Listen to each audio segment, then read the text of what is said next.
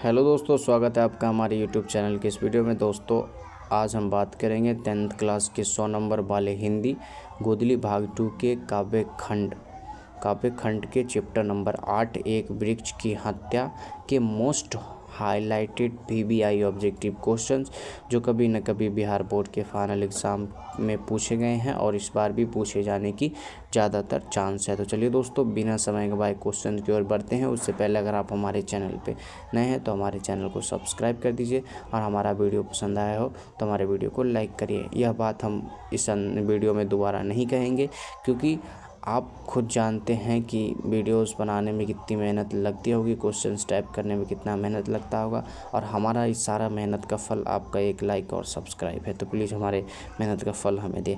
तो दोस्तों हमारा क्वेश्चंस है एक वृक्ष की हत्या से। सबसे पहला ऑब्जेक्टिव क्वेश्चन, एक वृक्ष की हत्या कुंवर नारायण के किस संकलन से ली गई है? ठीक है, एक वृक्ष की हत्या कुंवर नारायण के किस संकलन से ली गई है? क्वेश्चंस लिखने में मिस्टेक किया है, हमने बताया ना, क्वेश्चन टाइप करने वाला भी इंटरेस्ट नहीं ले रहा। चलिए मैनेज करिए, पहली मिस्टेक है।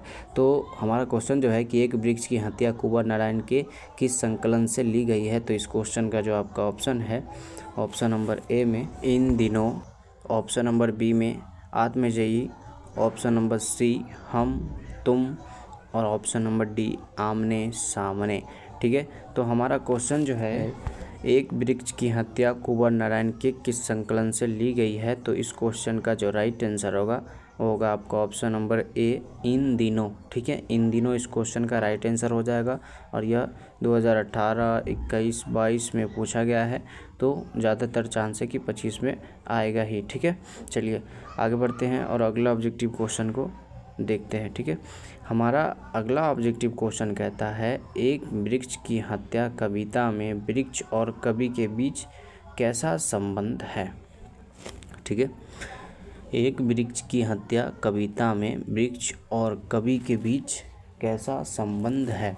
इस क्वेश्चन का जो आपका ऑप्शन है, ऑप्शन नंबर ए में शत्रुता, ऑप्शन नंबर बी मित्रता, ऑप्शन नंबर सी भक्ति, और ऑप्शन नंबर डी में ईर्ष्या। ठीक है, तो हमारा क्वेश्चन जो है कि एक वृक्ष की हत्या कविता में वृक्ष और कवि के बीच कैसा संबंध है, तो इस क्वेश्चन का जो राइट आंसर होगा वो होगा आपको ऑप्शन नंबर बी मित्रता की। ठीक है, ऑप्शन नंबर बी मित्रता जो है इस क्वेश्चन का राइट आंसर हो जाएगा। ठीक है, वृक्ष और कवि के बीच दोस्ती थे।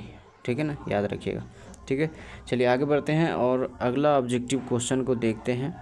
दोस्तों इसके बाद वाला क्लास आप कभी भी मिस नहीं करना, क्योंकि विदाउट ऑप्शन वाले क्वेश्चन चलेंगे और हेवी टेस्ट वाले क्लास चलेंगे। ठीक है, तो हमारा अगला ऑब्जेक्टिव क्वेश्चन कहता है एक वृक्ष की हत्या कविता में कवि मनुष्य को क्या हो जाने से बचाना चाहता है? एक वृक्ष की हत्या कविता में कवि मनुष्य को क्या हो जाने से बचाता है, तो इस क्वेश्चन का जो आपका ऑप्शन है, ऑप्शन नंबर ए में नाला हो जाने से, ऑप्शन नंबर बी में धुआं हो जाने से। ठीक है, और ऑप्शन नंबर सी में जहर हो जाने से, और ऑप्शन नंबर डी जंगल हो जाने से। ठीक है, तो हमारा क्वेश्चन जो है कि एक वृक्ष की हत्या कविता में कवि मनुष्य को क्या हो जाने से बचाने की बात करता है, तो इस क्वेश्चन का राइट आंसर आपका ऑप्शन नंबर डी जंगल। ठीक है, जंगल हो जाने से बचाने का बात करता है। एक वृक्ष की हत्या कविता में कवि जो है मनुष्य को जंगल हो जाने से बचाने की बात करता है। ऑप्शन नंबर डी जो है इस क्वेश्चन का राइट आंसर है। इसी के साथ हमारा अगला क्वेश्चन कहता है वृक्ष की सूखी डाली किसके तरह थी? वृक्ष की सूखी डाली किसकी तरह, बहुत ऐसे नहीं होता रे भाई, तरफ की जगह तरह तरह दे दिया है।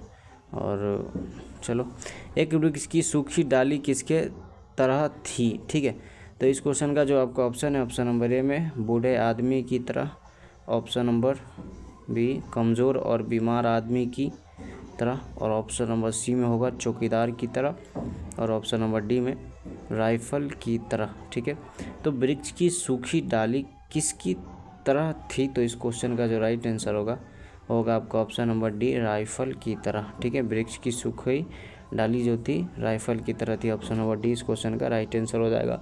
और थोड़ा मोड़ा मिस्टेक से कोई बात नहीं, ऐसे भी कॉमन साइंस लगाना की ज़रूरत है, और कॉमन साइंस जितना इंसान लगाता है उतना ही स्मार्ट और स्मार्ट क्लास की ओर बढ़ता है। ठीक है, चलिए आगे बढ़ते हैं। हमारा अगला ऑब्जेक्टिव क्वेश्चन कहता है कुंवर नारायण कवि है। कुंवर नारायण कवि हैं। ऑप्शन नंबर ए, ग्राम संवेदना के। ऑप्शन नंबर बी, नगर संवेदना के। ऑप्शन नंबर सी, ममत्व संवेदना के। और ऑप्शन नंबर सी, पृत्व संवेदना के। ठीक है, पृत्व संवेदना। ठीक है ना। तो हमारा क्वेश्चन जो है कि कुंवर नारायण कवि हैं, तो इस क्वेश्चन का जो राइट आंसर होगा वो होगा आपका ऑप्शन नंबर सी, ममत्व संवेदना। ठीक है, ममत्व संवेदना के ऑप्शन नंबर सी इस क्वेश्चन का राइट आंसर। चलिए अगला क्वेश्चन कहता है कवि को बूढ़ा चौकीदार वृक्ष हमेशा कहाँ पर मिलता था। कवि को बूढ़ा चौकीदार वृक्ष हमेशा कहाँ पर मिलता था। ऑप्शन नंबर ए, घर के अंदर। ऑप्शन नंबर बी, चौक पर। ऑप्शन नंबर सी, घर के दरवाजे पर। और ऑप्शन नंबर डी, आंगन में। ठीक है, तो हमारा क्वेश्चन जो है कि कवि को बूढ़ा चौकीदार वृक्ष हमेशा कहाँ पर मिलता था, तो इस क्वेश्चन का जो राइट आंसर होगा वो होगा आपका ऑप्शन नंबर सी, घर के दरवाजे पर। ठीक है, ऑप्शन नंबर सी इस क्वेश्चन का राइट आंसर हो जाएगा। अगला क्वेश्चन कहता है कविता में पेड़ की डाल की तुलना किससे की गई है। तो इस क्वेश्चन का जो आपका ऑप्शन है, ऑप्शन नंबर ए में डंडा से। ऑप्शन नंबर बी, राइफल से। और ऑप्शन नंबर सी, तीर से। और ऑप्शन नंबर डी, भाला से। ठीक है, तो हमारा क्वेश्चन जो है कि कविता में पेड़ की डाल की तुलना किससे की गई है, तो इस क्वेश्चन का जो राइट आंसर होगा वो होगा आपका ऑप्शन नंबर बी, राइफल से। ठीक है, कविता में पेड़ की डाल की तुलना राइफल से की गई है। ऑप्शन नंबर बी जो है इस क्वेश्चन का राइट आंसर है। और चलिए आगे बढ़ते हैं और अगला ऑब्जेक्टिव क्वेश्चन को हम बताते हैं। इसके बाद वाला जो चैप्टर चलेगा ना, ये 3-4 चैप्टर और है काव्य खंड में। उसका बाद जो हम बताएंगे ना वो ज़्यादा मोस्ट VVI चैप्टर है, जिसमें समझिए अगर 34 ऑब्जेक्टिव क्वेश्चन है तो ज़्यादातर 20 ऑब्जेक्टिव क्वेश्चन कभी न कभी पूछा ही गया है, तो उसे मिस ना करें आप लोग। ठीक है, हमारा अगला क्वेश्चन कहता है दूर से ही ललकारता कौन मैं जवाब देता दोस्त, पंक्ति किस पाठ से है। ठीक है, दूर से ही ललकारता कौन मैं जवाब देता दोस्त, पंक्ति किस पाठ से है। इस क्वेश्चन का जो आपका ऑप्शन है, ऑप्शन नंबर ए में एक वृक्ष की हत्या। ऑप्शन नंबर बी, स्वदेशी। ऑप्शन नंबर सी, भारत माता। और ऑप्शन नंबर डी, हमारी नींद। ठीक है दोस्तों, तो हमारा क्वेश्चन जो है कि दूर से ही ललकारता कौन मैं जवाब देता दोस्त, यह पंक्ति किस पाठ से है। तो इस क्वेश्चन का जो राइट आंसर होगा वो होगा आपका ऑप्शन नंबर ए, एक वृक्ष की हत्या। ठीक है, एक वृक्ष की हत्या पाठ से यह पंक्ति है, दूर से ही ललकारता कौन मैं जवाब देता दोस्त। ठीक है, ऑप्शन नंबर ए जो है इस क्वेश्चन का राइट आंसर होगा। चलिए आगे बढ़ते हैं। हमारा अगला ऑब्जेक्टिव क्वेश्चन और इस वीडियो का लास्ट ऑब्जेक्टिव क्वेश्चन है चक्रव्यूह किनकी रचना है। ठीक है, चक्रव्यूह किनकी रचना है। इस क्वेश्चन का जो आपका ऑप्शन है, ऑप्शन नंबर ए में अनामिका की। ऑप्शन नंबर बी में वीरेन डंगवाल की। ऑप्शन नंबर सी में सुमित्रानंद पंत की।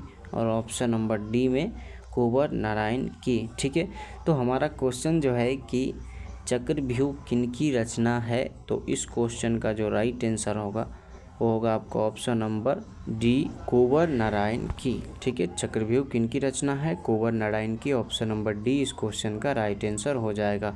ठीक है, चलिए दोस्तों मिलते हैं फिर से कोई दूसरे वीडियो में, तब तक के लिए बाय। अपना ध्यान रखिएगा, तन मन धन एकदम पूरा जान जी लगा के पढ़िए, क्योंकि 10th क्लास में ही आपके रिजल्ट पे सब लोग का ध्यान रहता है। ठीक है, चलिए बाय, सब्सक्राइब करके जाएँ।